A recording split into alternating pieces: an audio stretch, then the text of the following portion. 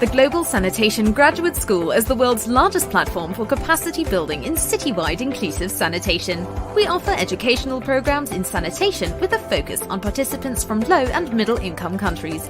We are expanding rapidly and welcome new members. Interested? Contact us today, www.sanitationeducation.org. Good morning, good day, good afternoon, everyone. Welcome to the Keynote series number 6. It's our edition on emergency sanitation with the kind co-hosting of the ITB Indonesia, our great partner under the Sanitation Graduate School. So for today, we have 2 speakers who are going to share from their hands-on local experience and international experience. And before we go to proceed with the first speaker, I would like to give the podium a little bit to our co-host. I would like to invite Dr. Ahmad Setiwan to give us an overview of your work in the field, and then maybe to introduce us to your activities with the Global Sanitation Graduate School. Okay. Hello. Can you hear me? Okay. Thank you, Tina. And good afternoon, everybody. Nice to see you all in this GSGS Keynote series. Firstly, I'd like to say thanks for IGDL, especially for Tina, who have organized this GSGS Keynote series along with ITB. I want to also give high appreciation to our speakers, Pa Enrico and also Pa Anto, for their contribution on this webinar. For your information, ITB under study program of Water Supply and Sanitation Infrastructure Management has joined the GSGS and started the program since 2019 together with ITS and Andalas University in Indonesia. Currently, we have 71 GSGS students in total, and 27 out of 71 have graduated. And our topic today is emergency sanitation. This topic is very related to our condition and sanitation and situation, sorry. As you know, Indonesia has several disasters, and the latest disaster was an earthquake in Cianjur City. And I know that Pa Enrico and Pa Anto involved at several activities there, yeah.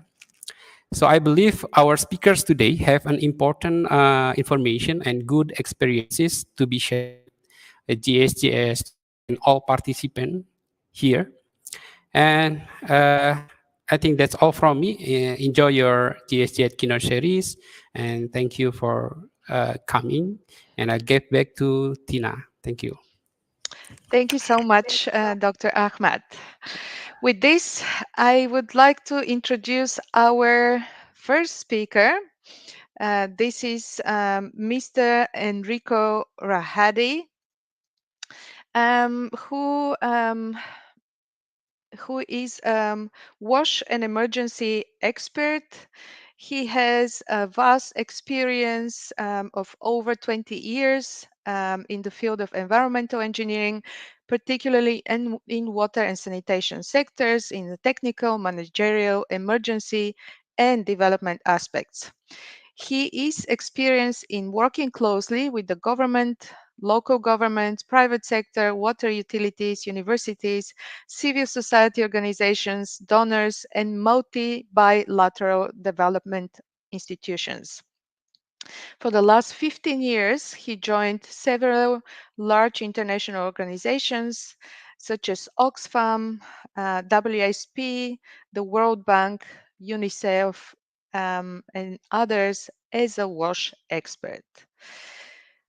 Mr. Enrico, please, the podium is yours. I don't see your, oh, I see it now. I'm going to load your presentation. Thank you. And I think you might be on mute.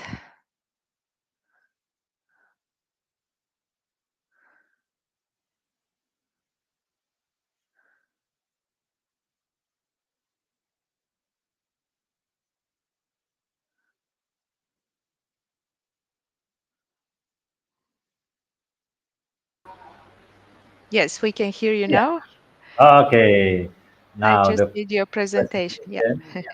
Yeah. thank Okay. you.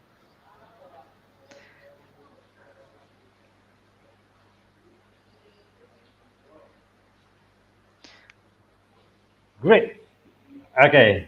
Now can you see the screen? Yes, the floor is yours. Okay. Thank you, Tina. Good morning, good afternoon, everybody here in the GSGS Keynote Series number 6. Yeah.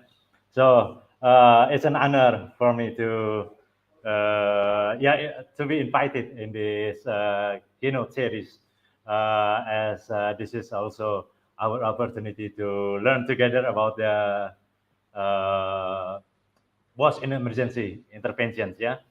So yes, today I will present about the was and emergency intervention standard and sustainability in Indonesia. So we will now see from the first about the cycle of the disasters, that we have a cycle of three cycle, that is a during disaster, post disaster, and development. So in this cycle that we can find that there is 5 activities. So when something happen, disaster happen, just like in Indonesia, we are vulnerable countries with many disaster hazards. Yeah,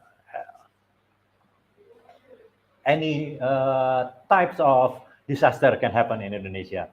So Indonesia is just like disaster shocks, just like that. So now we have to learn and also to keep our capacity in how to dealing with these conditions.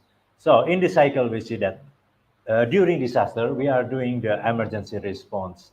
And after the emergency response, we do the early recovery, yeah, during the transition phase, and then it's continued with the rehabilitations and reconstruction phase. And then after that, based on the experience of disasters, then we need to prepare our mitigation plan and also our preparedness. This is to uh, increase, yeah, our capacity in coping the disaster when it's happened again. Now we will see how this disaster can affect the global target. Okay, we have the SDGs target. Same with Indonesia, we also ratify this SDG target. SDG targets come from the country's target. Yeah, and each country target uh, contributed by provincials under the of the provincials, and provincials got their target from their districts. So when something happen, disaster happen, whether it's a district level, provincial level, or even the country level, it will affect the SDGs, the SDGs target, and also the SDGs achievement. For this discussions, we are talking about the sanitation access uh, in the what is it, the district level disaster. It will decrease. It will decrease the district achievement on the sanitation access, which cause the decrease of provincial targets, which also cause decrease of the country's target, and the last is also decrease the SDGs target. So we can see that any disaster may affect the SDGs target. We can see that every countries have their sanitation access planning. Yeah, how they want to achieve the SDGs target. So when we can see in this graphic that this is the sanitation access until this year, and they have planned to achieve this target in 2030, perhaps 100% of sanitation access. And then something happened.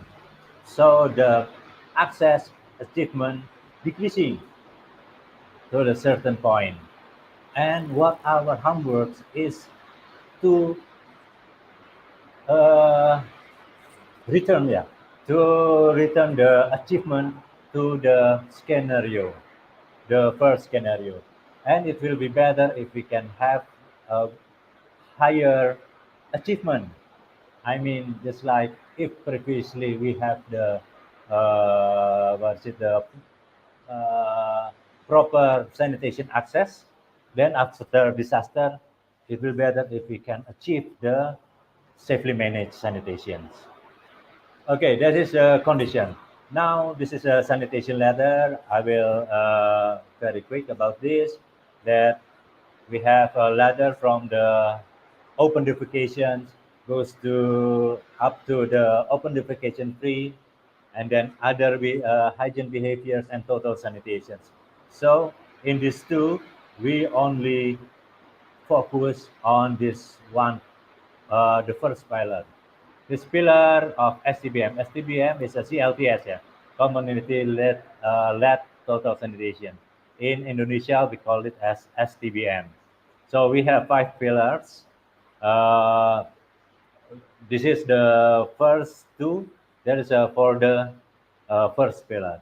And then the third one is to improving by other behavior changes practice for pillars 2 to 5. And then total sanitation is that community permanently, yeah, permanently practicing hygiene behaviors, all of those 5 pillars.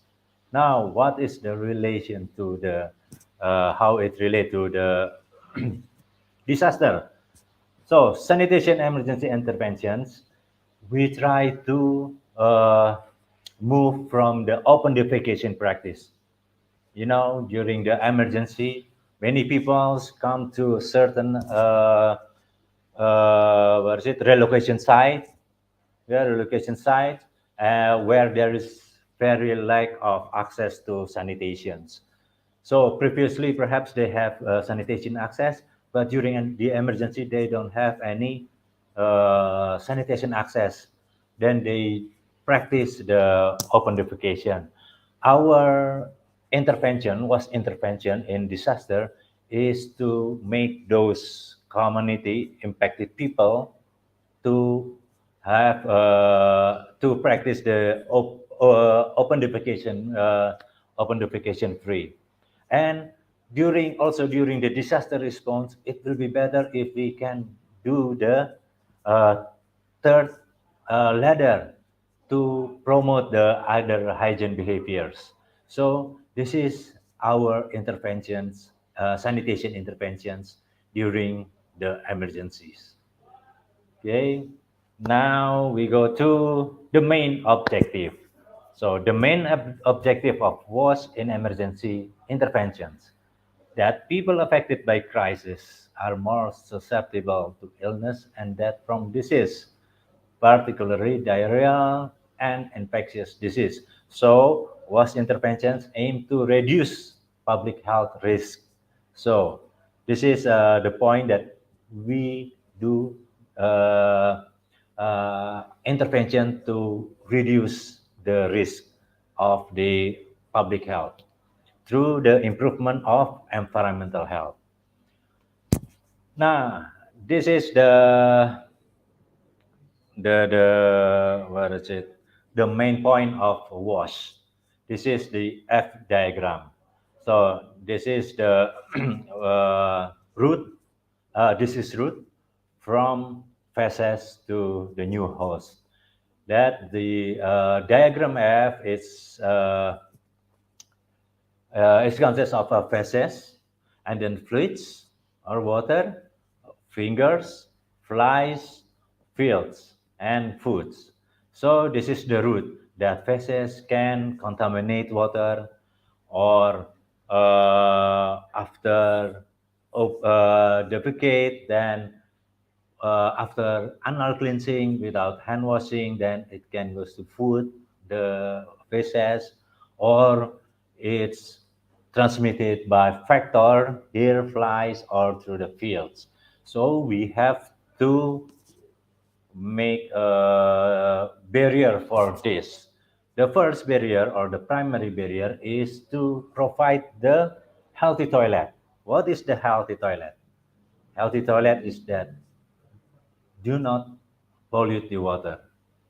Do not pollute surface soil. No contacts with factors, those vessels, odorless, safe to use, easy to clean for community to clean it, and always consider the dignity of the uh, affected people, so it make them want to use it, and also always address the protection issues, just like the child protections, elderly protections, people with disabilities, and other vulnerable people. So this is one of the primary barrier. What is the secondary barrier? Secondary barrier is other actions to support this. It's like use clean water, hand washing with soaps for this one, cover food, wash food material with clean water, solid waste management to what is it, to protect from the flies, and wastewater management. Those two main activities should be supported by hygiene promotions. So hygiene promotions is to increase the impacted people awareness on environmental health. They need to understand the importance of the environmental health, enhancing the community participation, CLTS in emergency triggering, and also ensuring the wash facility sustainability. So we can see there are some activities that we can highlight. First is the sanitation or fecal management. Fecal management, water supply, solid waste management, factor control, or wastewater management, and hygiene promotions. So those are the five main activities of WASH in emergency. Okay, we move forward. We go to the next slide, emergency sanitation. Yeah. When we will do the emergency sanitation interventions, so we split the cycle, yeah, just like the cycle what we have, to the stages. So first, the early stages. Early stages is yeah, about 1 or 2 weeks after the disasters, and then emergency response. This can be 1 month or several months, and the transitions before they go to the rehabilitation and reconstructions, and the last one is development. So it links from the early stage to development. Emergency sanitation interventions will do in every stages or phase. Where? Okay, in early stage, people stay in the camps. Also during the emergency response phase, some still stay in the camps. But also in the emergency response, the temporary shelter already had been built or provided until the transition phase. And then during the rehabilitation and reconstruction, uh, usually government of Indonesia providing the permanent shelter. So where emergency sanitation works, it's everywhere. It's in the camps, temporary shelters, and permanent shelters. So what's in emergency? Not only in the camps, but until the permanent shelters. Okay, what will we do in emergency sanitation interventions? First, during the early stage, what we do is to provide the emergency latrines. So after the early stages, we do the temporary reference because they are staying in the temporary shelter and camps, which after the transition, it should be demobilized. Yeah, it should be demobilized. So our sanitation infrastructure, it should be demobilizable. Yeah, it should be can be demobilized. And then during the rehabilitation reconstruction phase, we need to prepare the permanent latrines. So just like what I explained previously, that what we try to reach is the safely managed sanitations in development and also in the relocation sites. Okay, so this is what we do. If we see the sanitation ladder, so in the beginning, early stage, what we do is only to isolate the feces, the excreta isolations, because after the disaster, in 1 or 2 days, people will defecate. Yeah, will defecate. So we need to anticipate this. So the wash intervention should be start since the first or the second days after the disasters. Because yeah, just like previously, the objective of the wash intervention is to reduce the environmental health risk. And then during the emergency response phase until the transitions, what we can do is to uh, provide the temporary latrines, but with uh, proper latrines. Yeah, I mean, it should be equipped with the septic tank or fecal container, feces container, and it should be safe for the environment. And then the rehabilitation and reconstruction in the sanitation ladder, we provide the safely managed sanitations. Okay, the standard. What is the standard? The standard for during the early stage, the standard of the latrine or the toilet, we should provide minimum one toilet for 50 to 100 people. Yeah, 50 to 100 people. Why it's so high? Because we need to provide it in very quick. Yeah, in very quick, we need to provide a latrine to many people.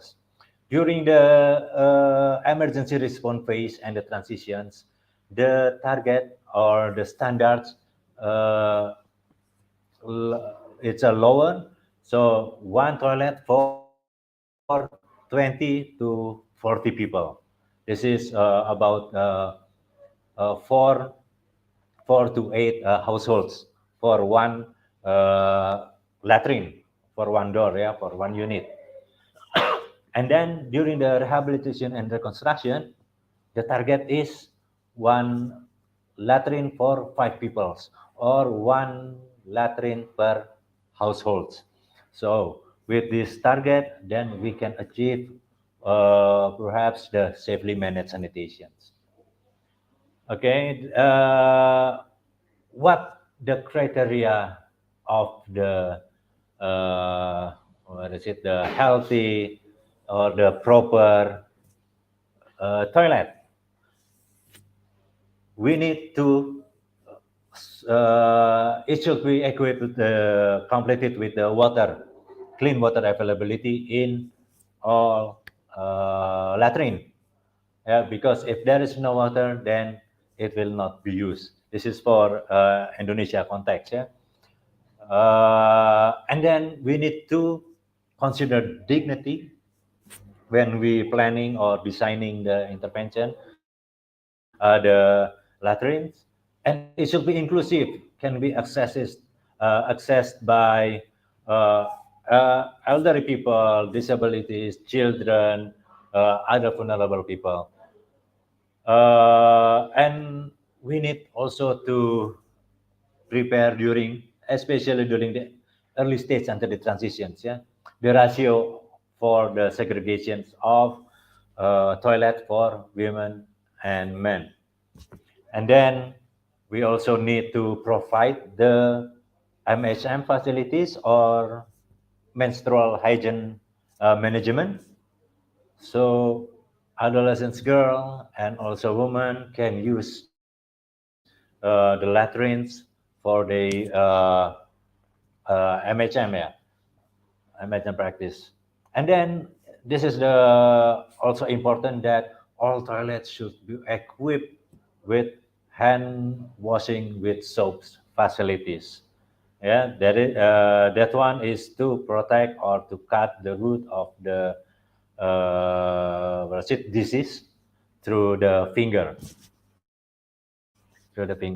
and we need also to consider the distance of the toilet from the settlement and also from the water sources. And this is the important sludge management. So it means sludge management should be considered since the beginning, in the early stage until the development. In the early stage, we need to consider what will we do with these fishes in the pit, just like that. So will it be cover it back, or we need to neutralize it, or what our other planning for that. Also with the during the emergency response and transitions, that in Indonesia usually they use the concrete ring and also the fiberglass septic tank, yeah, for the temporary latrines. What will they do with that? How we can dislodge the septage in the on the septic tank. And then the last one is on the development, the sludge management. In the relocation sites, how we can make these relocation sites at safely managed sanitation services in those areas. Just like perhaps we apply the communal systems or centralized systems or individual systems, but we need to think about the sludge management in every stage and phase.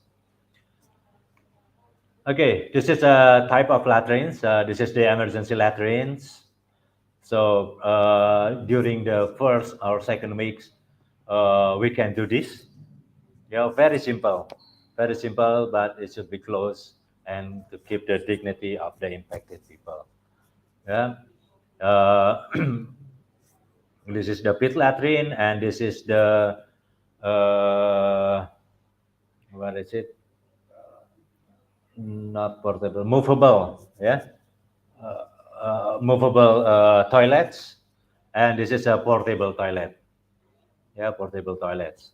This is for the emergency latrines, so we can install this in the first or the second days after the disasters. And this is the temporary latrines that it require the times for the constructions, require time for consultation with the community, etc. So this is the example of the latrines in Cianjur, yeah, the last one. We use this is, if I'm not mistaken, from the World Visions, that they provide the toilet with bamboo. The wall is made from bamboo. But inside of the wall, they also put the plywood, yeah, the plywood here, just like this, and also equipped with water. So usually temporary latrines, it's also complete with the water system. Also the same like this. It make the wall made of zinc, made of the zinc. So when the temporary houses or temporary shelter remove, then they also can remove this and also can demobilize the septic tank and also to neutralize the septic tank. And this one is a permanent latrine, but this is not from Cianjur, but I took this for the example from the other countries. But the permanent latrines usually they made of concrete, and also usually they equipped with the proper septic tank with 2 chambers. Okay, this is a type of latrine. So we can see this is was intervention, sanitation, emergency sanitation interventions from the early after the disasters until the development uh, phase. The last one is the hygiene promotion interventions. When it's same, yeah, in all cycle. Where in the camps,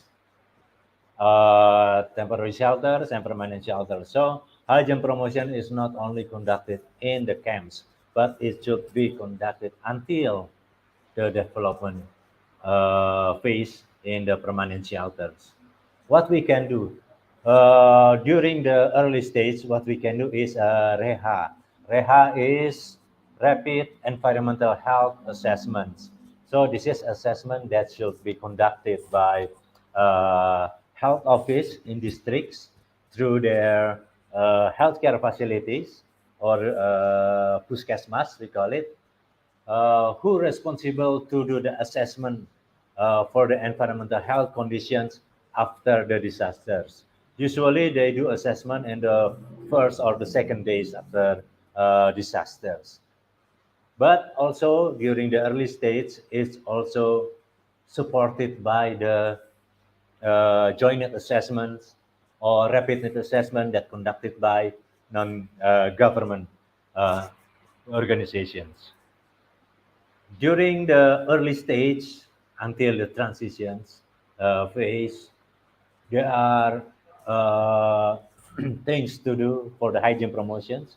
Reha, we can do it again. Hygiene promotions, and then CLTS in emergency, or we call it here in Indonesia as a STBM in emergency. Yeah. So during the last phase, rehab, recon, and development, what we can do in permanent shelter is hygiene promotions and CLPS triggering, yeah, or STBM triggering. So we can see that the hygiene promotion is not only during the emergency, but also it will be continuous until the development phase. So this is the examples of the hygiene promotions and also the CLTS and emergencies triggering. So this is the impacted peoples from the health office. They do the triggering, and this is the impacted people or yeah, mothers in the camps put their commitment. This is a commitment sheets, yeah, for the behavior change. And this is the also important is the hygiene kit distributions. So hygiene kit distributions also part of the hygiene promotions. So here in Indonesia, the WhatsApp cluster, we encourage that the hygiene kit distributions, it should be accompanied with hygiene promotions. So all organizations may not do the uh, hygiene kit distributions without any hygiene promotions. Because during the hygiene promotions, they also can explain what is the functions of all of the items in the hygiene kits. And also, vice versa, that this hygiene kit can be used as the contact material for doing the hygiene promotions. Okay, that is the sanitation, uh, emergency sanitation interventions, yeah, during the disaster response. So the main point is that we do the WAS interventions, including this sanitation interventions from the early stage until the development. I can show you here the example from Indonesia. Hopefully that I can make this briefly. We have a global cluster approach. Yeah, the global cluster approach. They have 11 clusters. Yeah, they have 11 clusters. And in 2014, the Indonesia through their what is it? The disaster response agency, BNPB. They adopt this, but they change the cluster from the 11 cluster. They make it as an 8 cluster, but they are doing the same. They are doing all of the cycle.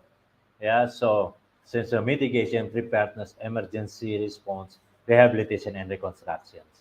So we can see there are 8 clusters in Indonesia, and but we cannot see where is the worst cluster. While in the global cluster, we have the worst cluster here. So actually, the worst subcluster is under the displacement and protection cluster. So this is the displacement on protections. Under the displacement and protection, there are another 8 subcluster. There are shelter, WASH, camp coordination and camp management and security. This part is the what is it? Uh, Displacement. This is for the displacement aspect.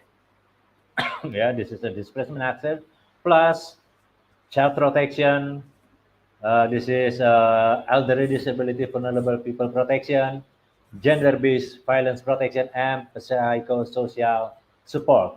This is the protection aspect.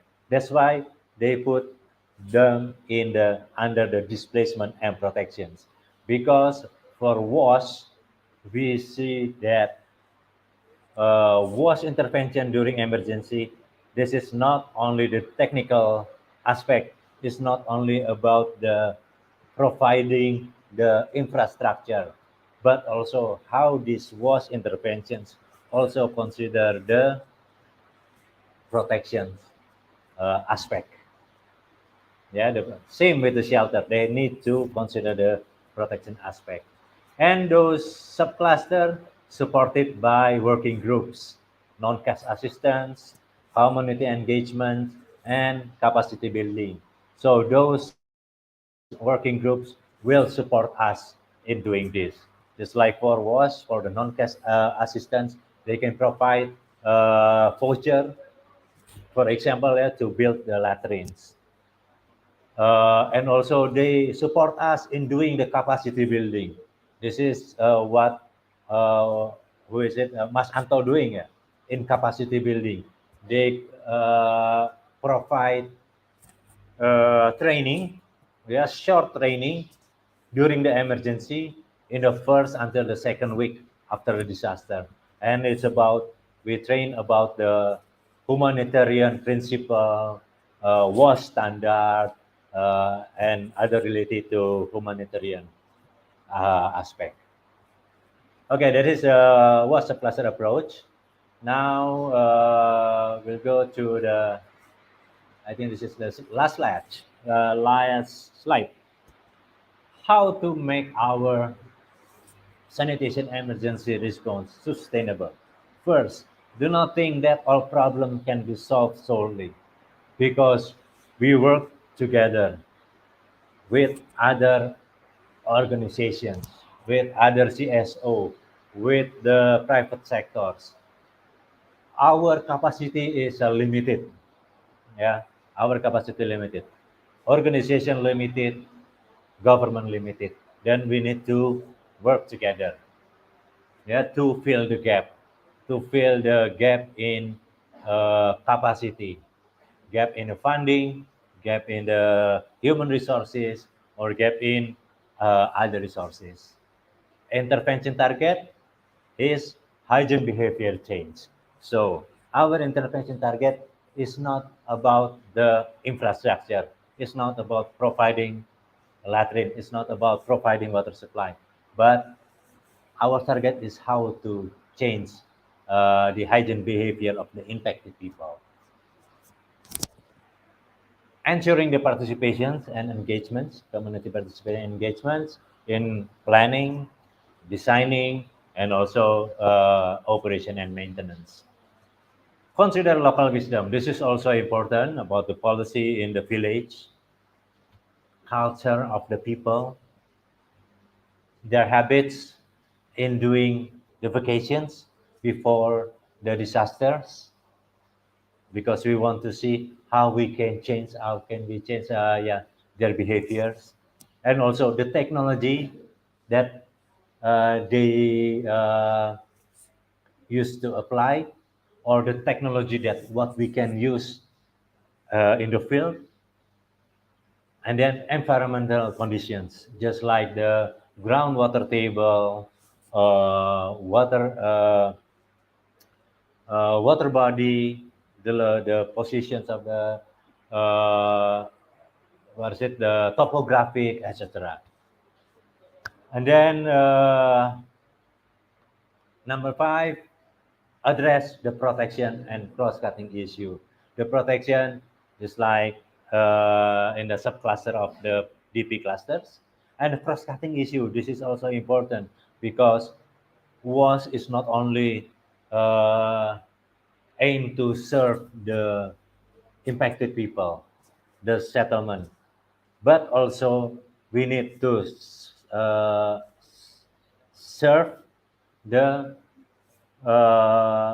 emergency hospitals, emergency schools, etc.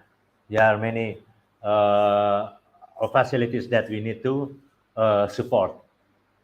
And then number 6, at ensuring intervention results handover from WAS humanitarian actors.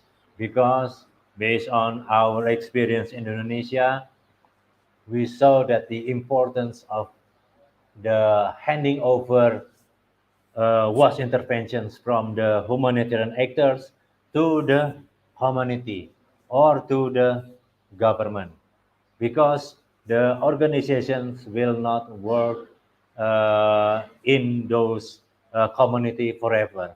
They have timeline. So who will continue to what is it, to maintain all of the infrastructure? It will be community or the local government. So we need to ensure the handing over. And then WASH cluster coordinators from the government side. It should be government agencies who have WASH related tasks, functions, and responsibility in the during development. So it will be easier for us to coordinate the WASH aspect. So it will be easier for them to coordinate all of the humanitarian actor who works in water supply, who works in sanitations, who work in solid waste management, etc. So it will be very, very important. Yeah. Because the WAS cluster coordinators in government, they have key roles, yeah, in ensuring the uh, smoothness and the success of the uh, emergency response until the development, because they know the development before the development conditions before the disasters, and they know how will they do to make the conditions back to the uh, period before the disasters. And next, the last one, ensuring that development contexts are considered since the transition phase onward. So during the transitions, we need to, what is it? Our mindset is not emergency response anymore, but how how we can do the WASH intervention to make it link with the development context. So all the interventions can be continued with the development context. Okay, that's all from me, Tina. Thank you, and thank you all for your time for me. Thank you so much, Enrico. Such a great presentation. We already have some questions on the chat box, and we are going to address it after the second speaker is done in the Q&A session. So please bear with us. I would like also to remind to all the participants that through all the presentation, please feel free to post your questions or comments so we can discuss it after the two presenters are done. Thank you, Enrico. And with this, I would like to introduce our next speaker. This is Dr. Avianto Amri. Avianto. Sorry, Avianto Amri. Sorry, I practiced Yes, so much and then in the end, that's completely I fine. apologize. Dr. Avianto Amri, who is a disaster management specialist with more than 15 years of experience with interests in child interest-centered approach. In January 2020, he has been awarded with a doctoral degree, Doctor of Philosophy from Macquarie University in Australia. Dr. Avianto is a Senior Research Fellow of the Resilience Development Initiative, General Chairperson of the Indonesian Disaster Management Society, and a board member of the Consortium of Disaster Education in Indonesia. Some of his working experience include a development of the first response framework of the ASEAN Joint Disaster Response Plan, the Regional Contingency Plan initiated by ASEAN Safe School Initiative, and founder of Predict, a tool for children and parents to learn disaster preparedness in fun and interactive way. He also worked as a consultant with many clients, including the government of Indonesia, European Union, different humanitarian different UN agencies, and a lot more partners. Thank you so much, Dr. Avianto, for joining us today and giving us a presentation. I'm just going to load it. It's on building a resilient and sustainable WASH for humanitarian actors. The floor is yours. I hope that you can move it yourself, but please ask Yes, for some assistance. Okay, thank you.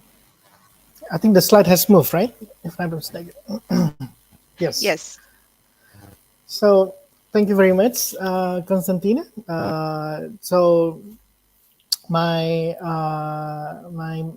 slides will be discussing about a resilient and sustainable WASH for humanitarian actions.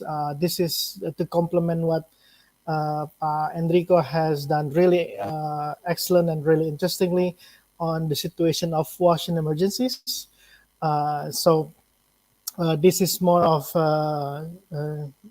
strengthening or additional components of making sure that every actions that we are doing, every action that we are implementing has the sustainability and resiliency component in it. Because there's in my slides, we will discuss about recurring disasters, elements of participations, what are the factors of sustainability, etc. On that side. But before that, maybe just give you a brief background on which organization that I'm coming from. I am the chairperson of the Indonesian Society for Disaster Management. We're almost 20 years old. This is a non-profit association organization where every individuals can join MPBI. And this is more discussing on disaster management issues. We're a member of the Humanitarian Country Team in Indonesia, a vast network of other alliance groups in Indonesia, including Indonesian Development and Humanitarian Alliance, and also Asian Disaster Reduction and Response Network.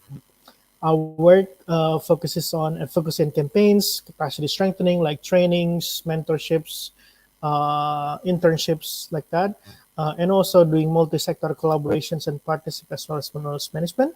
We work with the government agencies as well as non-government agencies, and we're a sphere focal point in Indonesia.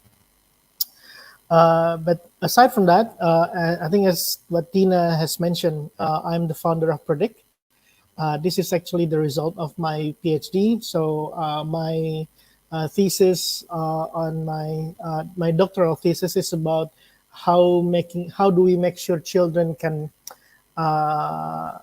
influence their parents in strengthening household preparedness. And what I came up from my research is that we end up in developing a board games and then creating a different tools for children to play with their parents, including also how to develop household preparedness plans, other games, and also other approach, mainly working with children.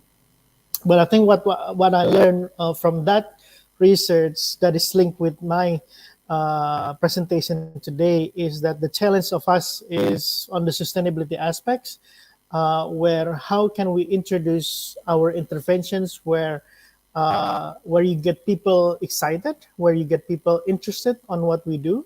So for instance, in the area of WASH, whether they want to change their behavior, they want to improve and strengthen their activities, making sure that they have a healthy lifestyles, as well as making sure that that is sustainable. And even though the project has ended, the initiative can still go on and have a lasting impact. So I'll start my presentation on Indonesia, and I think this is also applies to other countries and other regions in the world,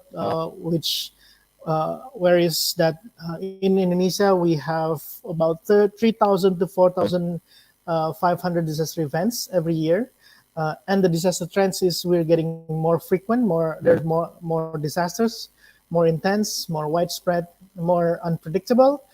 Usually we have rainy seasons during the peak during the end of the year. Now we have moved towards at the beginning of the year, and then there's also suddenly there's sometimes an extreme weather events out of the blue, and that is becoming more dangerous. I mentioned also more complex because we can have like floods, and then there's landslides. On top of that, we're doing in the pandemic situations, and then you have a conflict situations among the communities. So disaster itself is not just as simple as it used to, or now it's becoming more complex, where it's not just about floods, it's not just about earthquakes, but it can have layered disaster events, and you have multiple disasters happening in the same period of time in the same location. So the disaster profiles in Indonesia, in our country, is that most of it, I think the statistic is about 80 to 90% of disaster events are climate related. So those are floods, landslides, strong winds, typhoons, including also droughts, and this is becoming the number of events continue to increase, and also becoming endemic in many places in Indonesia. It's a recurring disaster, so in one area you can have floods for every year, or even more than once in every year. So that's becoming more problematic. And we are, and the communities that is prone to these disasters are becoming, have scarcity of resources, lack of clean water, lack of good sanitations, lack of healthy houses, difficult to get employments, and all those etc. So which means this capacity within the community is declining. There are a lot of advances in early warning technology, which is really great. There's a lot of innovations. However, we are still weak in information dissemination. So that means making sure that the information that is gathered or generated, for instance, there's a typhoon coming in, or there's an extreme floods coming in, or extreme rain coming in.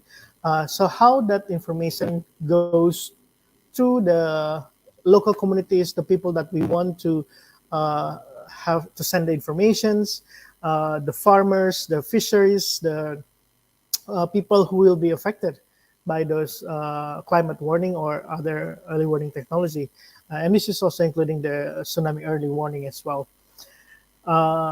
From our perspective, we see that the response capacity is stronger right now in Indonesia in particular. So we have there's a significant increased number of organizations and especially NGOs working in humanitarian issues. And also there's a lot of agencies, either international as well as national. But is it good enough? Is it sufficient? Because the communities itself, they can have multiple disasters in the same period. So this has come to how we can understand hazards and vulnerabilities. It's not just about natural hazards, meaning the rains, the droughts, the winds, earthquakes, and volcano eruptions, but also the non-natural hazards, how society, how the communities behave, how they interact with each other, how organizations coordinate with each other. So those things is also needs to be understood.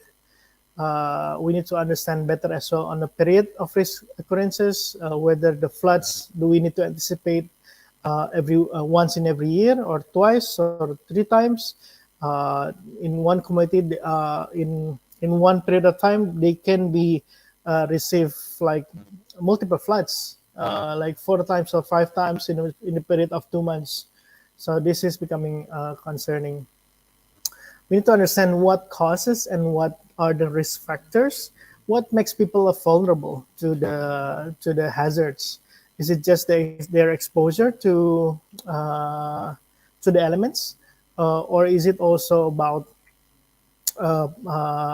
poverties, lack of access to information, lack of awareness raising or educations, how they can tap into other resources that can support them in order to have prevention, mitigation, and preparedness measures.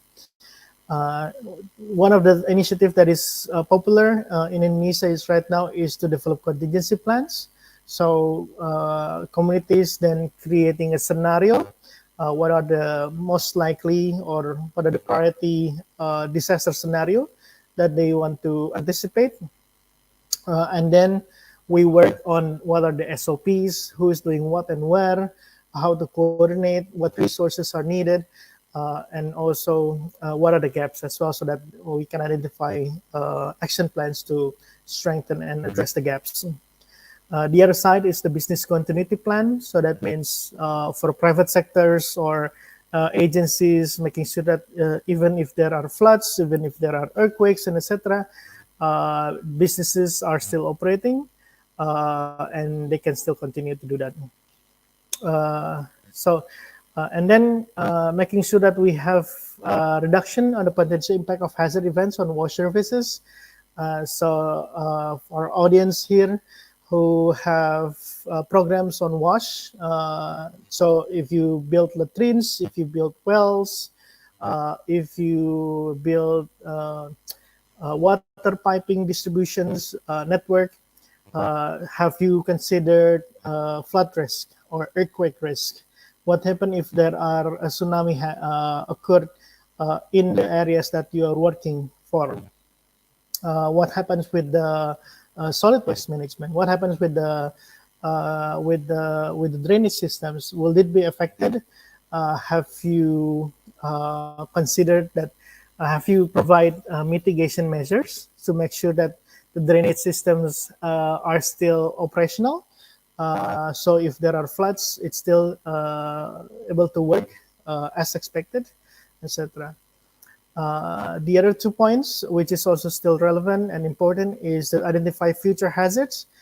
Because in Indonesia, and I think it's also in other places as well, is that you need to expect that there could be developments or infrastructure construction that can change the setup and the characteristic of the areas. So, for instance, if you have areas that maybe never been flooded before, but then we see this in many cases in Indonesia where, and then suddenly you have a construction of roads or buildings, and then suddenly the areas becoming more prone to floods or landslides, etc. So knowing as well what are the likely future hazards is crucial to make sure that the safety and well-being of the people there are still maintained and preserved. The last point is on do no harm. This is a principle in the humanitarian sector, meaning that the intervention that we provide must not, we need to make sure that there are no negative impact to the communities in the communities that we are working for, and also in the surrounding communities as well. So let's say if you, if the audience here develop a water supply system, and then you use the water catchment areas, you protected your spring, but then apparently those water catchment area was actually being used by communities from the other villages, and that means your project maybe provide benefits to the village A, that the people that you were working for, but then the village B in the neighboring areas actually will have less water. So that means this do no harm principle needs to be considered, making sure that there's no possible harm that happens from your intervention. This is to complement what Enrico has mentioned in his last slide. So in order to have a sustainable approach, these are at least the factors that needs to be taken into consideration. And when we discuss about sustainability, it can be in various forms. Sustainability meaning it can be on the shape of environmental sustainability, meaning that you conserve the natural resources surrounding in the areas that you're working for. It can be in the form of economic sustainability, so that it can support livelihood, making sure that incomes, there are income generating activities for the communities there. Social sustainability is making sure that social cohesion that can be strengthened within the communities. And lastly, is about institutional sustainability, meaning that the organizations and the institution that involved in the intervention is really put the intervention into account on the principles, values, and missions and vision of the institution itself. And when we look at on the left side, I want to highlight also about protection to at-risk or vulnerable groups. I think during the COVID times, we learn about that there are a variety of groups that can be vulnerable to different hazards or different risks. If you talk about earthquakes or floods, maybe the one that is most vulnerable is the young children, pregnant mothers, or lactating mothers, and then also women in general, or the elderly, people with disabilities. But these things are very can change based on the situation and context. Because, for example, in COVID, we learned that actually the children have stronger capacity to withstand the illness or the disease. It's actually people who have comorbidities or previous illness or chronic illness, as well as the elderly that are the one that is most vulnerable, etc. So I'm talking about two components. The previous slide we discussed about sustainability, making sure that the intervention can last, have longer impact. And then this slide is talking about resilience. So resilience, as you can see in the bottom side, is the ability of a system, community, or society to that is exposed to hazards to resist, absorb, accommodate, adapt, transform, and recover from the effect of hazards. The easiest example is is how community can bounce back. So if you drop a tennis ball, for instance, when you drop it to the floor, and then the tennis ball can bounce. So if a disaster happens and then the capacity of the community declining because of the disasters, how is that capacity then can bounce back towards its original state and actually have a stronger capacity? Or if you use another example, it's like a bamboo. So if you bend the bamboo quite strong, then if you release it, and then the bamboos will go spring back to the original state. So that is an example of resilience. So how does that community can bounce back and then it's to original state and even grow stronger towards hazards or any risk? So when we combine those sustainability and resilience, and there have been a series of discussions on what are the factors influencing sustainability and resilience, and these are the points or the aspects that we have identified, or my organization has identified, that can influence sustainability and resilience. It's an exhaustive list. It can be influenced by leadership and coordinations. It can be influenced by finance, accessibility, the provision of critical infrastructures, or having the research innovations, multi-sector collaboration. So there's a wide range of factors that can influence sustainability and resilience. So it is not a simple concept, but the idea is to see how that everything is connected these days, how everything starts influencing one another, and then to understand as well that delivering a sustainable and resilient initiative is not something that you can do alone. It's something that you need to do it together. It needs to be multi-sectors, multi-stakeholders, multi-disciplines, multi-level. And I'll show you also in the other slides as well why this is like that. Now, so when we talk about sustainable resilience, or creating resiliency that are long lasting, is that it is a system that where that can provide supports, that can provide resources, that can provide assistance based on the situation that happens.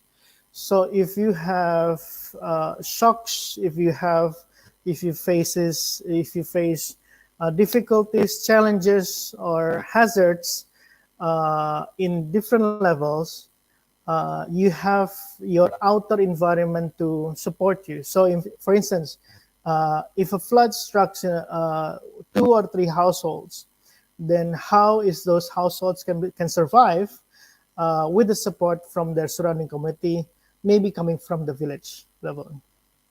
But then if you have an earthquake, for instance, that affecting multiple villages, how is that villages then can bounce back, can recover, with also this support coming from the district or municipalities environment. And then if you have a large tsunamis, for instance, followed by if you have a series of earthquakes and followed by a tsunami, then how is that can be supported by provincial and national and then international support, and then and go on, so on. So understanding about resilience, sustainable resilience, is to also understand that everything is connected. You need to have, you cannot just, these days, you cannot just have a standalone intervention, but also to see what are the resources available outside the environment, and how you can draw that and support when it's needed. And also, a sustainable resilience is how you can have an adaptive ability, because you have so many, because these days we have so many different issues, from sustainable development, from climate change, gender transformative approach, conflict prevention, peace building, pandemic preparedness, social protections. So there's so many different elements that cannot be done by one single agencies or single organizations. And there will be new and emerging issues that comes in.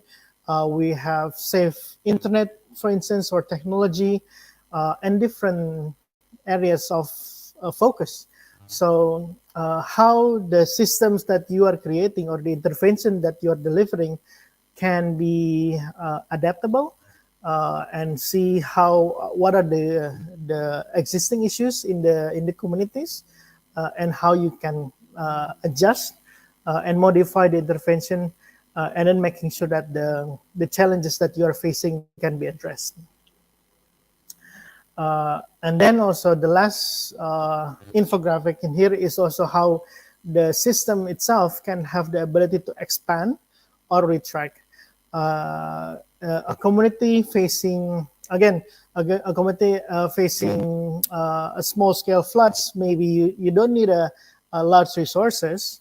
You can have your neighbors to support one another, but then once you have a big earthquake, you need to have a bigger systems, and then you can expand, and then also have other resources to help you, and then also if you have a larger emergencies again, house that can also other resources coming from outside the areas you can draw, and then also support the intervention itself. But again, large scale emergency is not something that happens every year. Usually communities face every year is the small scale emergencies, like the regular floods or the regular droughts, regular landslides or strong winds. Volcano eruption doesn't happen every year, at least for now. An earthquake, a large-scale earthquake, doesn't happen every year as well. So that means how we can make sure that system can have the ability to expand and retract, and be flexible. So these are my next slides are more of examples how you build a sustainable and resilient wash facilities. This is you can strengthen your water supply pipes. This is an example on your right side, example of pipes that can supposedly able to withstand earthquakes, and then can be more earthquake resistant, so that if the ground move, the pipes are more flexible, and then it prevent it become broken or damages because of the earthquakes. You can build retention walls to make sure that, for instance, if you have wells, if you have wash facilities that near areas that prone to landslides. So these are the interventions that we can do to protect to prevent landslides. Reforestations to ensure prevention of landslides as well, or protection of water catchment. Having early warning systems, and so you can have early detections if a community is living nearby the river, if the river is increasing, the because of the rain. If it's higher, the water, then it can signal an early warning systems where it can provide and give a sirens to people in the communities. It sounds simple. It looks not really important, but there are lots of cases where you have communities affected by floods when they were asleep. So there were heavy rains or there were continued rains during the evening. And then you have 2 in the morning, 3 in the morning, or 4 in the morning where the water has already reached their bed, and they didn't realize that the water has come into their homes. So early warning system is still very important. It's still very relevant for, especially for people that is prone to slow onset emergencies. This is some examples for flood-prone areas where you have raised wash facilities. So you protect the wells as well as protect the latrines to make sure that if there's flood water, it will not enter and contaminate at least for the groundwater or the goes to the septic tank. But also please make sure that you consider as well accessibility issues. If there are people with wheelchairs or people with other disabilities, so that we need to ensure that they can also still be able to use the wash facilities. This is rainwater harvesting. I showed lots of these facilities in the Pacific, where there are not many water sources, so that they collect rainwater and then they put it in the large storage tank, and then they use that water for cleaning, for bathing, etc. And this is also water source protections, where you protect the water catchment, and also making sure that the pipeline can also be protected from floods and landslides, etc. So this is my last slide. And again, this is complementing what Enrico has mentioned in the last and on his last slide as well, is for the challenge of sustainability, and maybe this is also a direct response to Cuthbert in Coma, mentioning about what are the limitation in achieving sustainable resilience, is that how can we make a systems or intervention to be simple, affordable, self-sufficient, institutionalized, easy to understand, people-centered, and reliable. These are some of the factors that challenge our thinking, challenge our ways of working in achieving sustainable resilience. And not just at the national level, or goes all the way to the local level, is that how can we have this system? Bearing in mind also that, especially in my country, we still have communities that have no electricities. We still have communities that have no internet services, lack of communications. Those areas is not very technology friendly. So then how can we make sure that our interventions is considering the points that we see in the screen? I think that's my last slide. Yes, thank you very much. And I'll pass this over to Tina again. Thank you very much.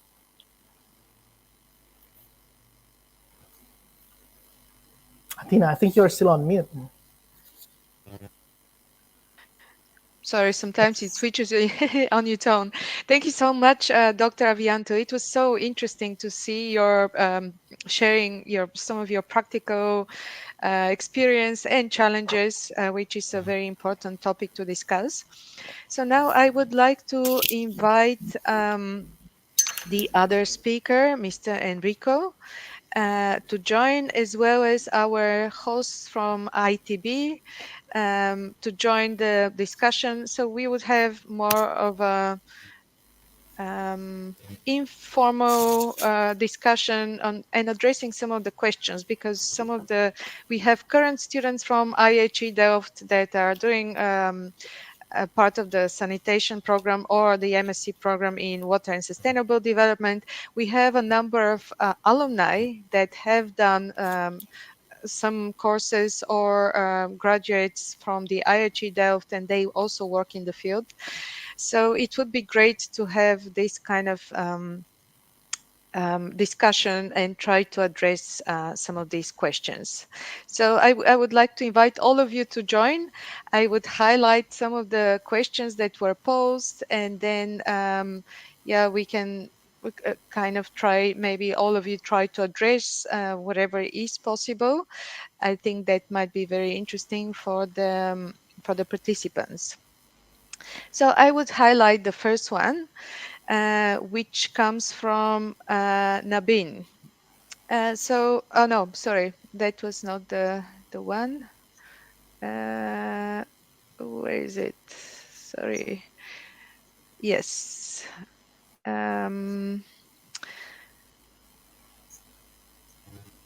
Nope.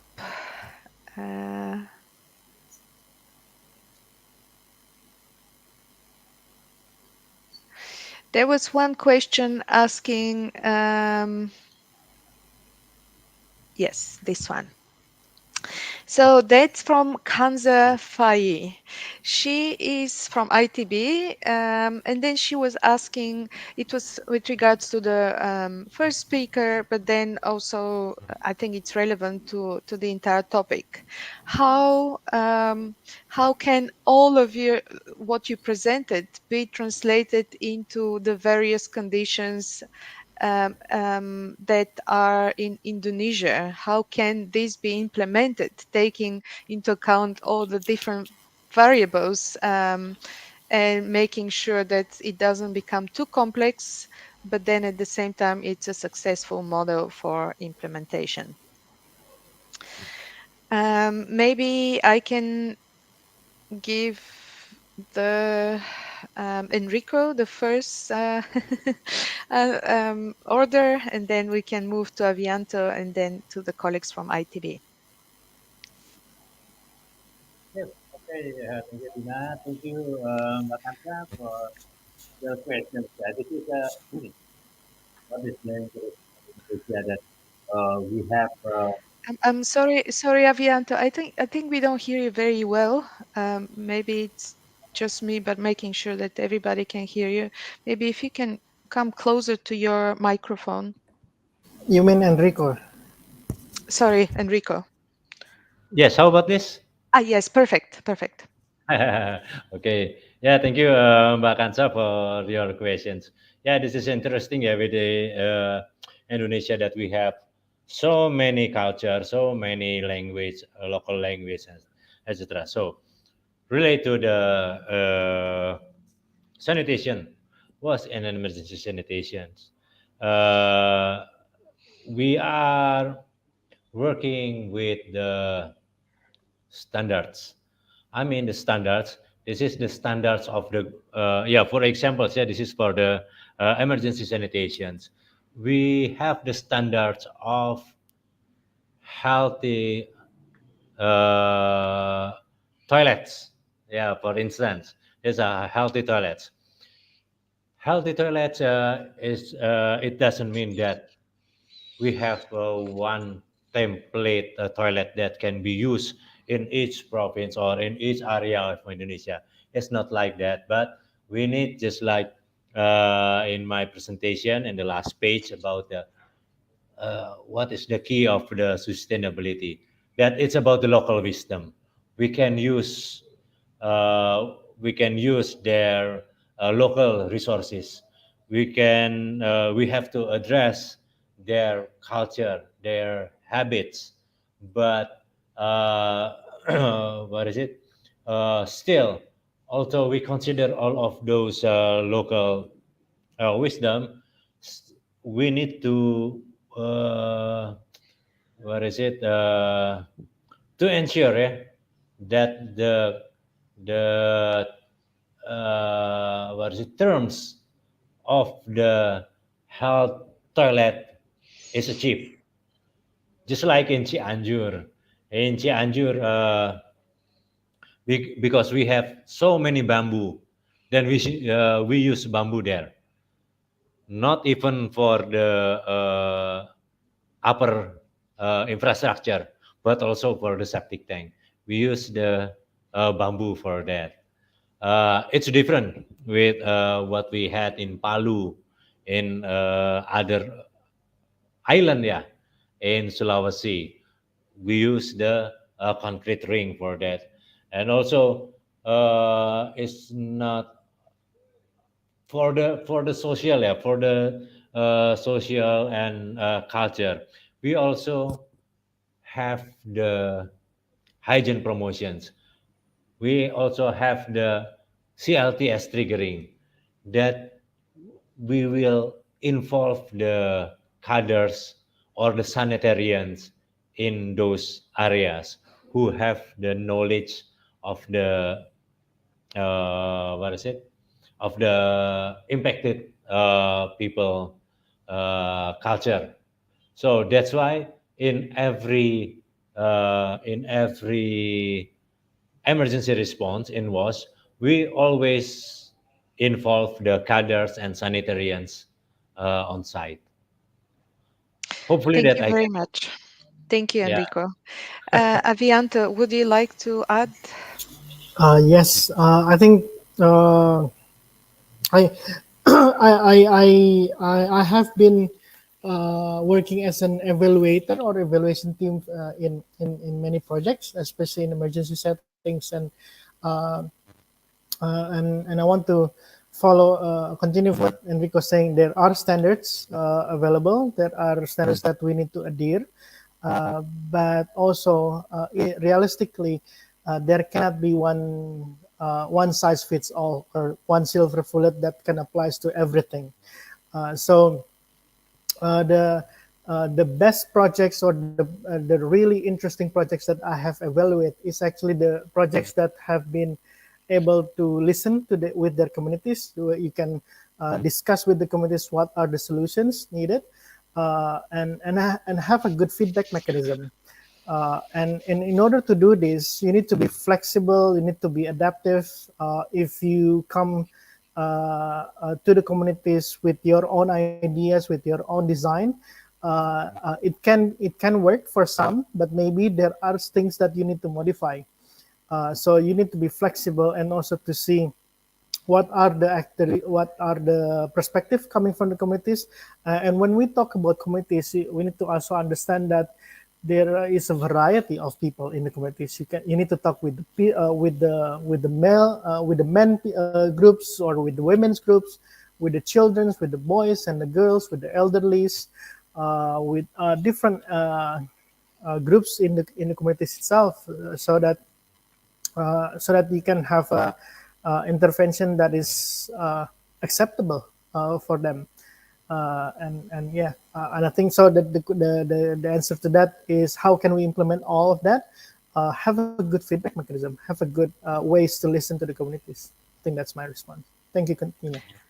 Thank you so much. Thank you, Avianto. The colleagues from ITB, would you like to add anything to this question?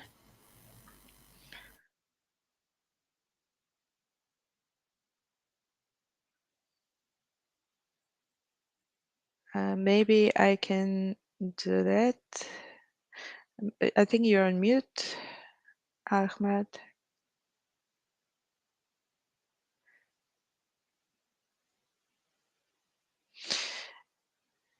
Okay.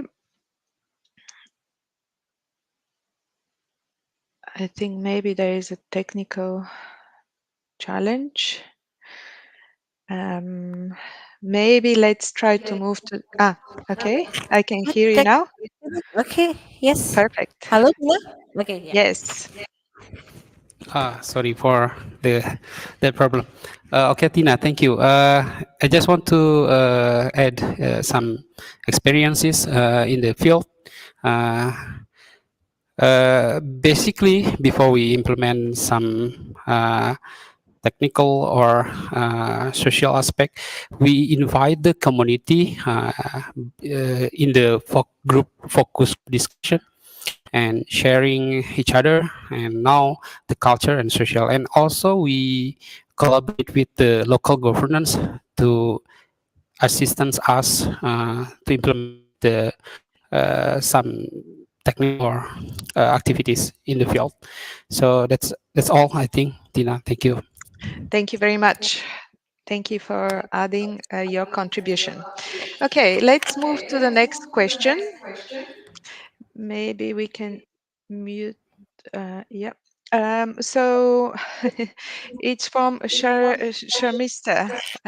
She is from Bangladesh, and she is asking, what is the COTs? Sorry, is the COTs only used for hygiene in emergency or in overall aspect of sanitation in emergencies? Maybe Avianto, I would maybe ask you to go first this time. Sure. Is the CLTS only used for hygiene emergencies or an overall aspect of Yeah. sanitation in emergencies? I think it's overall aspect. So, from CLTS, from my point of view, is mostly it's about behavior change. It's about how you have a good, healthy lifestyle.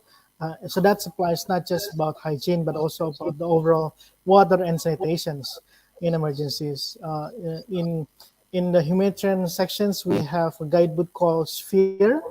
So if you would like to Google Sphere Handbook, it's available, that can be downloaded by everyone. And this is a guideline that be used by aid workers and volunteers working in emergency sectors. And the first component on WASH sections is about actually hygiene promotions, and that's also emphasizing on the importance of good hygiene behavior, which is reflected by the CLTS. So I think that's my answer. Thank you, Tina. Thank you. Thank you so much. I don't know if any of the others would like to add anything else, or I think that addressed the question. I think for me, I have some additional information for this. Yeah, just like my experience in the last emergency response in Cianjur, that the CLTS triggering in emergency, I mean in the camps, yeah, it's not only about to know what is it, their behaviors and how we need to change their behaviors, but also we got what is it, very yeah, we have many informations during that CLTS triggering, just like demands for the sanitation facilities, demands for water, demand for solid waste management. So based on that CLTS triggering, and also during the hygiene promotions, those information is brought to the WAS cluster coordination meeting. Then from that, we can fill in the gap of the demands in each of the locations. So here in Indonesia, the CLTS is not only used for the hygienes, but also to gather the information to get the demands and gaps in the locations for all of the main aspects of the WAS interventions. Thank you. Thank you. Thank you so much, Enrico. Okay, let's move to the next question. I think Avianto, you addressed partially, you saw the question during your presentation, but I think it was a good question that maybe we can elaborate a little bit more on. It comes from Cuthbert, who comes from Zambia. From your experience, what would you say are same or major coordination limitations to achieving sustainable resilience at local or national level? I think, Avianto, you already responded quite a bit. Would you like to add on anything with regards to this? Sure. Yes. So I think just to add on the previous points is, I think the major hurdles that we are still facing is that like it or not, we are still living in our own bubbles, so that we are still isolated within our groups. So there are these WASH groups that is just focusing on water and sanitations. You have the child protection groups that is focusing on the children's protection and well-being. You have the other groups that is nutrition's, climate change and everything. So I think these are still a challenge. Meanwhile, on the other hand, our environment is very digitally driven right now. So we can have a webinar with the between Asia and European, which is really easy right now. So how can we use the technology that we have right now to burst those bubbles, to uh, uh, to make sure that those bubbles are still interlinked and connect with one another. And I think this is still the major challenge that we are still facing, where in our sectors, and also how to work with the other sectors as well. Yeah, I think that's my addition, Tina. Thank you. Okay. Thank you so much, Avianto. Enrico, what would you say about this question? What are some of the major coordination limitations to achieving sustainable resilience at local or national level?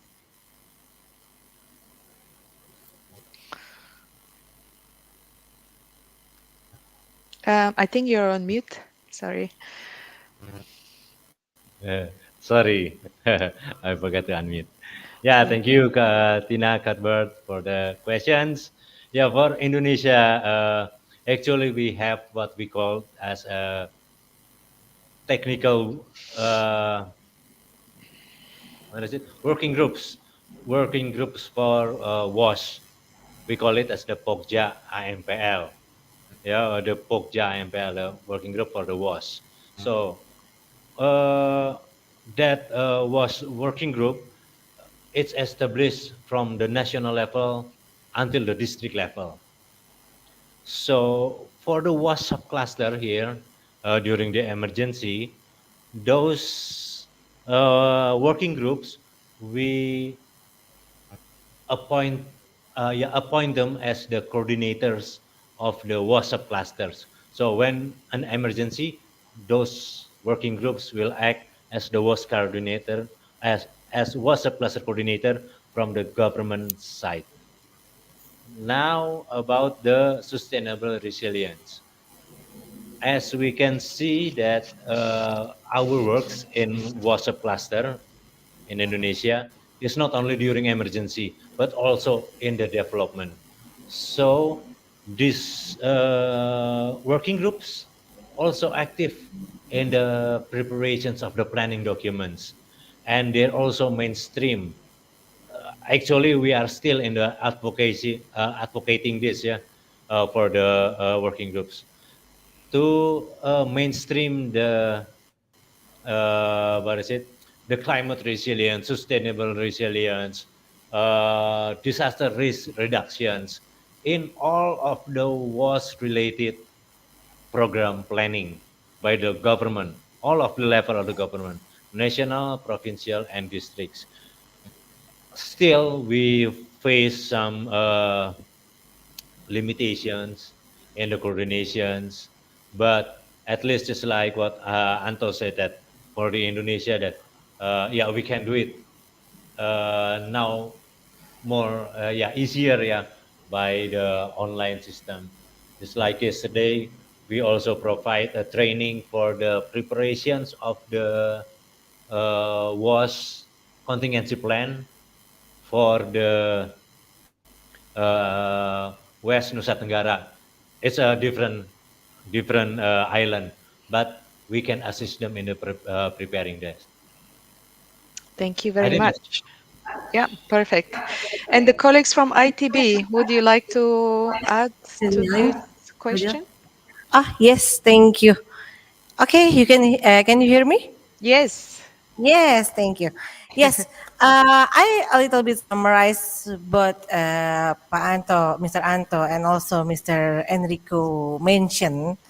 The main things I think is about the capacity development, yeah, if I try to summarize, it's about the capacity development, because sometimes what we are facing is many people, also including the governments, includes in some emergency, includes in some uh, sustainable, yeah, it will be really affected to the sustainable and resilience achievements, yeah. Of course we can reach it while we are in the same vision, in the same capacity, yeah. I think it's one of the challenge, yeah.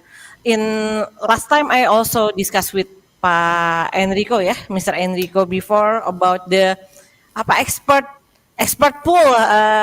So in emergency, Pak Enrico asked us, could we make one expert consultation for the people who work and want to make the resilience, the sustainable system after the emergency. Yeah, it's also one of the challenge.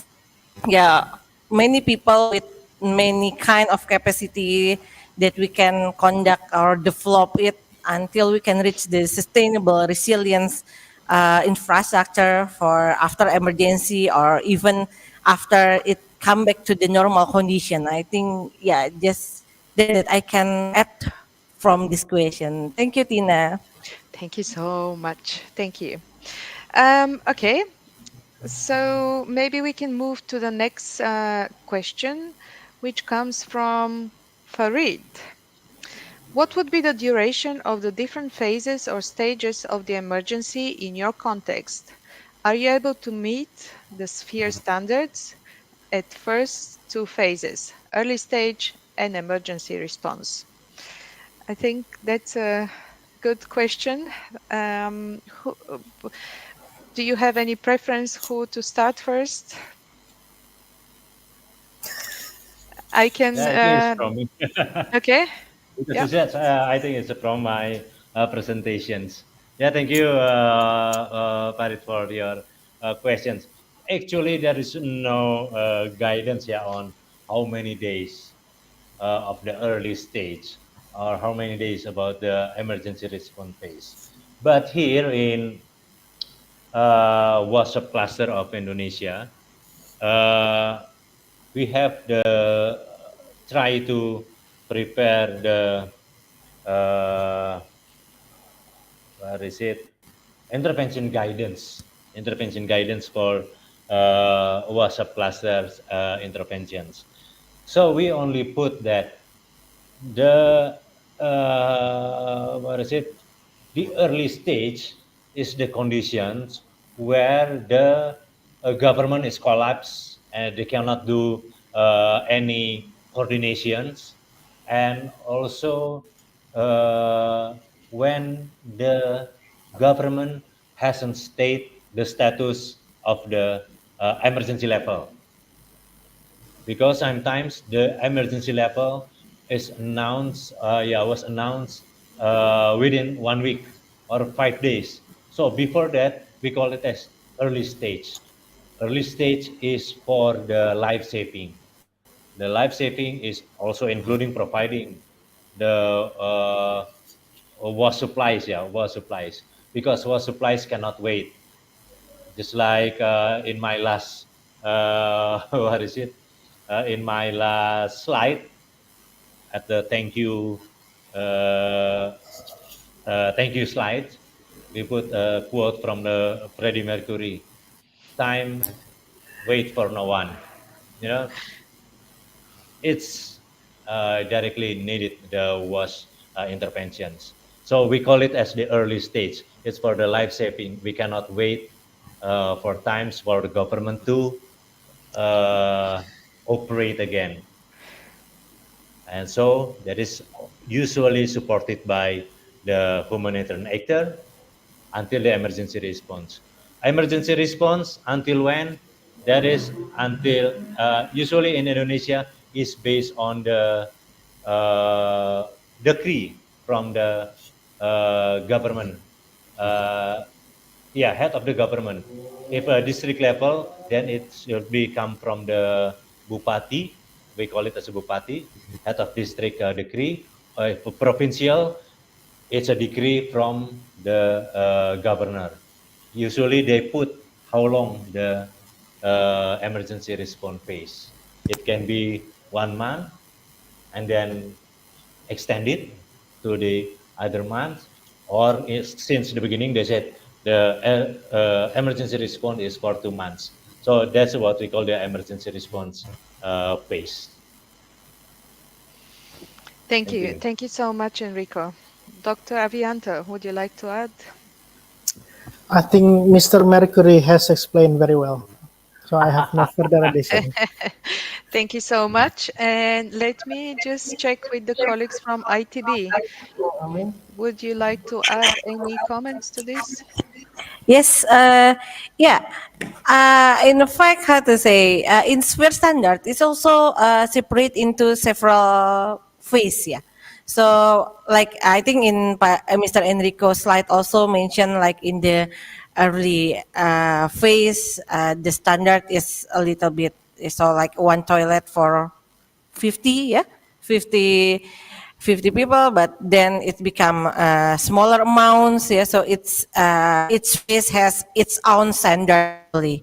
Yeah, it's have its own standard. And yeah, I know that how all friends including Mr. Enrico and Mr. Anto working in the field, yeah, to try to optimize the distribution until meet the standard, but I know there are many challenges that they face. So I also with my students usually try to looking for some data, yeah, as the part of the GSGS course, yeah, the data, are they already met in this disaster or in this emergency, are they already meet the standard or not? Sometimes we found that they cannot really meet the standard actually, but yeah, of course the standard is there to give an ideal condition in that case, but yeah, many challenge I see from the conversation between some agents in one emergency condition that sometimes the standard cannot fulfill.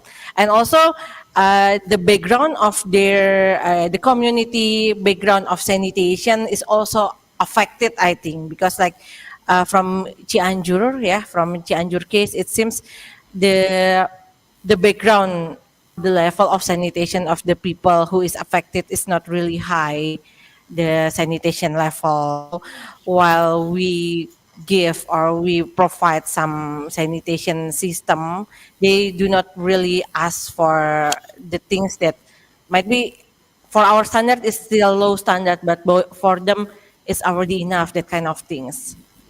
Yeah, I think that's all from me, Paso. Okay, enough for us. Thank you, Thank you. Tina. Thank you so much. Okay, Additional so from we, me, a little bit. yes, yes, of course, please. One additional. Yeah. Yeah. Yeah, it's about the phase, yeah. Because all of our intervention standards and guidance, it was a discuss with the government, yeah, with the government, with the ministries, that we want actually from, yeah, UNICEF as the WAS subcluster coordinators. We want to bridge between the sphere standard and the government standard, and also about the phase, also what we agree on the phase for the WAS. So that's why we provide a little bit difference, but we try to synchronize about the sphere and also the government. Because if we applied the government standards since the beginning, they only have standard for the development phase. For example, for water, the standard is 60 liter per person per day. It's a minimum standard. So if we applied that during the emergency, so the camp will be flooding with our water. So that's why we try to make a bridge, to bridge from the sphere standard to the government standard.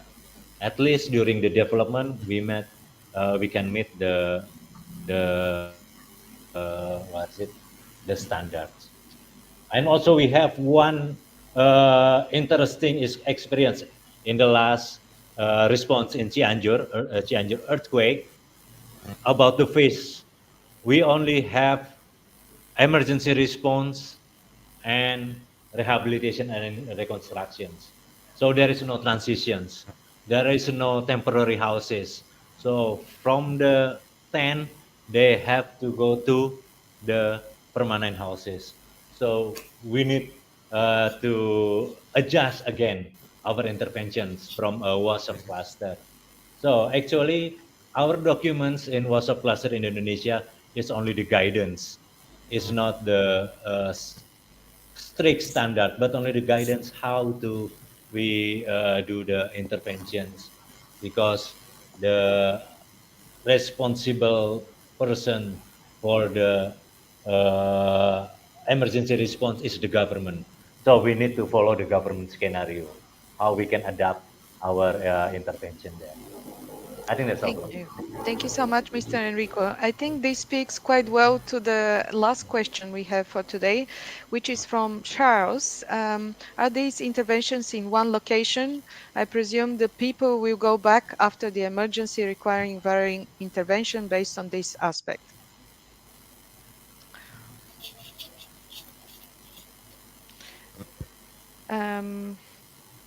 Yes. Maybe you can continue elaborating, or maybe I can, just to give you a break. Thank you. I can give maybe Dr. I can Avianto, intervene. or Sure. yes, yeah. Okay. I think it's an interesting question, Charles, as provide. It is very much true that there will be varying interventions, meaning that people's journey varies from one to another. You can have one family being displaced by earthquake, and then they have to stay in their relatives, and then they like Enrico said, maybe they go back to their house, make a temporary housing, semi-permanent housing, and then make a permanent house.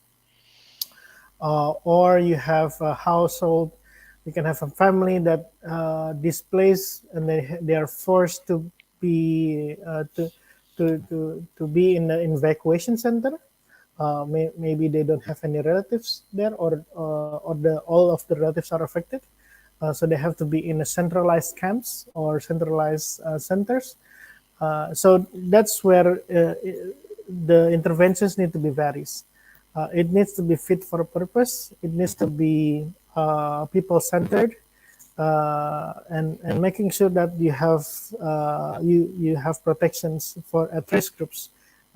Maybe you have children with disabilities, you have children separated from their parents or caregivers, you have the elderly, you have people with chronic conditions, illness of diabetes, heart attacks, or that needs a constant supply of medications, HIV/AIDS. I think it can be in one location, but maybe the journey of each of those families or people will be a variety. That in Central Sulawesi, during the earthquake and tsunami in 2018, I was working with the shelter cluster, and the shelter cluster identify at least there are 7 to 10 different journeys that people are taking on their path to recovery. Some journeys where they can recover quickly because they have existing conditions that supports them and resources. But maybe there are some journeys that will take longer, and because of different options, different interventions, etc. I think that would be really interesting. Thank you very much. Yeah. Thank you very much. Maybe let me check with the colleagues from ITB. Would you like to add anything to this question?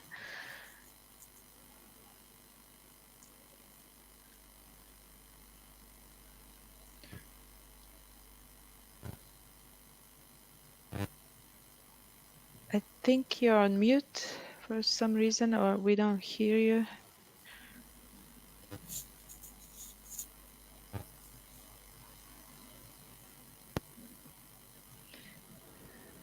Wait, yes. Yes. Yeah.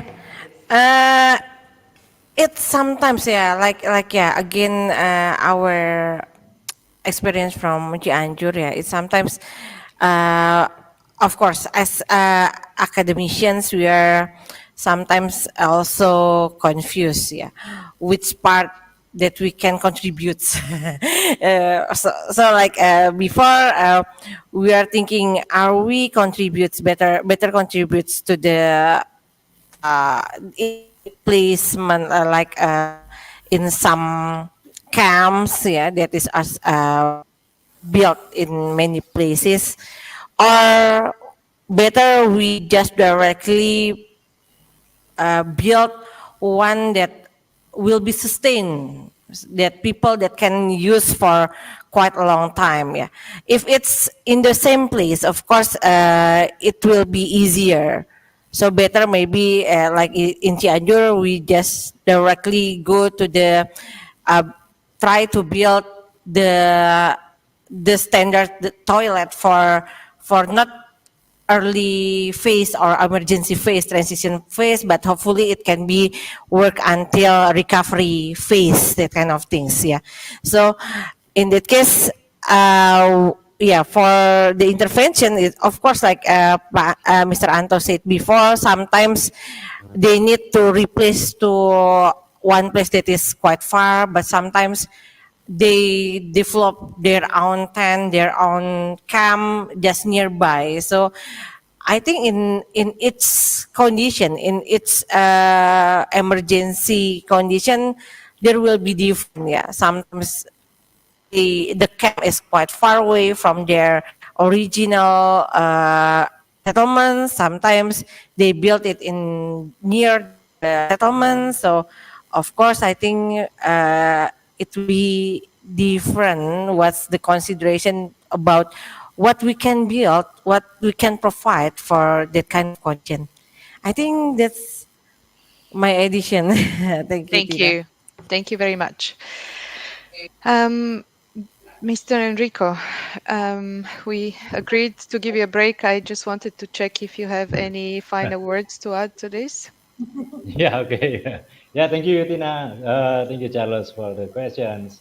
Yeah, early interventions in one locations. Actually, for the WhatsApp cluster guidance, yeah, whether it's intervention guidance, coordination mechanism guidance, actually, yes, it's for one location. I mean, one location is for the IDP camps. IDP camps, temporary shelter, and permanent shelter. We from the WhatsApp cluster not to include the people who stays in their families, because if we consider that it will be very spread, the location will be many. Actually, we face different scenario, just like uh, uh, in three locations, yeah, in three locations, three disaster response. First in Palu. Palu is central Sulawesi, in Sulawesi Island. Most of the camp is centralized camp, so they have several big camps. So our interventions is, we can say that, easier because they are centralized. Second is the earthquake in Lampung. Lampung is Sumatra Island. Uh, Many of them stay at the houses, I mean, not damaged houses, and also in mosque and etc. So it's spread, but we didn't abandon them. We still give the, the interventions, but it's only about the just like hygiene kit, hygiene promotion, etc. But not with the water supply. I mean the water supply, the communal water supply. Yeah. Sometimes in one or two points we provide water tracking. Thank you. Because it's but in Cianjur, in Cianjur, this is in Java. One village is totally damaged. Not totally, 90% damage, and 10% still can be used, but they afraid to back to their house. So they stay. Most of them stay near their houses. So in Cianjur, the last disaster response, we have more than 400 IDP camps, they say. But actually, one IDP camps, it's only 2 or 3 households, or even sometimes in only one household. They call it as the centralized. So we do the different approach again in Cianjur. So at least our standards, our guidance, it can be used and it can be adapted and it can be adjusted in every kind of response and wherever they are, the, the people. Hopefully this can answer, Charles. Thank you. Thank you. Thank you so much. And with this, I would like to move to the end of the session. I would really like to thank our speakers for the great contribution. Before I give the closing, I would like to give actually the some words, closing remarks from the ITB colleagues.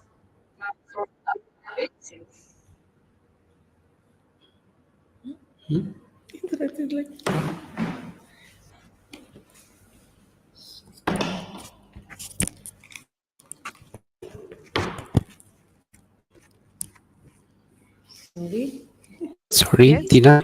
yeah, hear you perfectly. Just if you can give us some closing Okay. remarks. Yeah, thank you.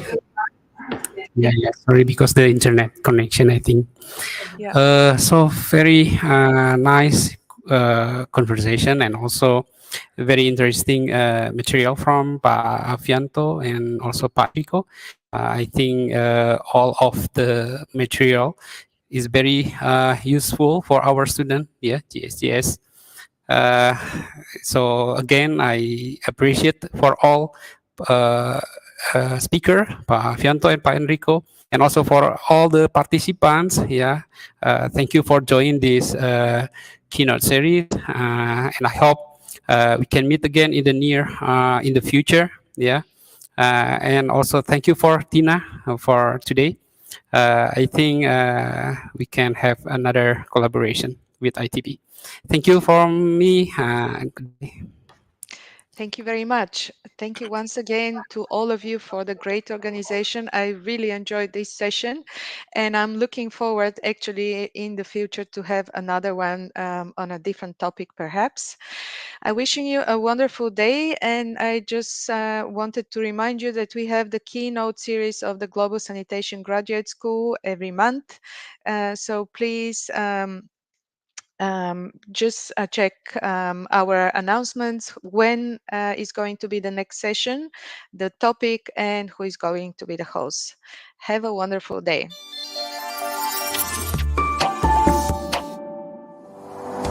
The Global Sanitation Graduate School is the world's largest platform for capacity building in citywide inclusive sanitation. We offer educational programs in sanitation with a focus on participants from low and middle income countries.